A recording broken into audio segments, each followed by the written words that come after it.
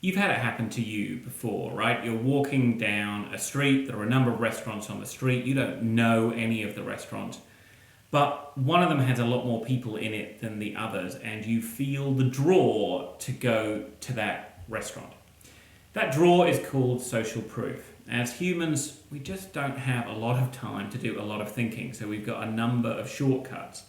And one of the shortcuts we have is, what is everybody else doing? Because if enough people have decided to do that, then I can be pretty certain it's probably okay and I don't have to do any further research.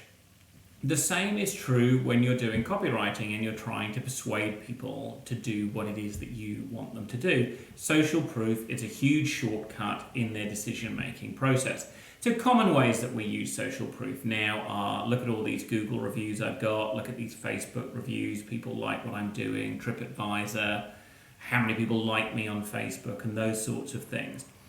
But there are deeper and subtler, perhaps, ways of using social proof that you should be thinking about when you're trying to persuade people in writing.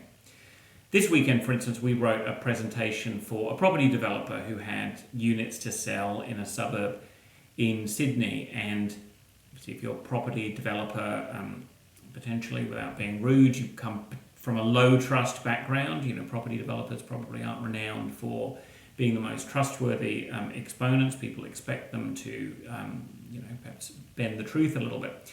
So we were very careful to make no claims that we couldn't prove, and also to use as much social proof as possible.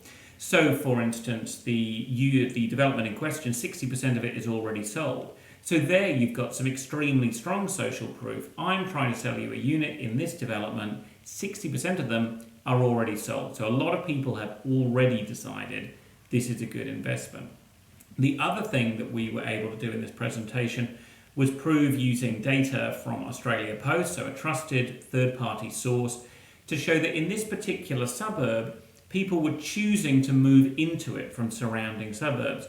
So it was a suburb that maybe a lot of the people at the presentation weren't going to know that much about.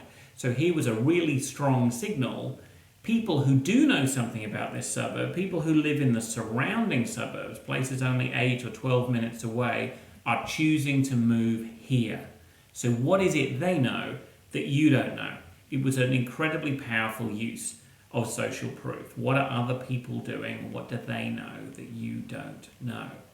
Next time you sit down and you think about doing some writing, think about, if I'm trying to be persuasive, how can I show you that people that you respect, that people like you, think this is a good idea already?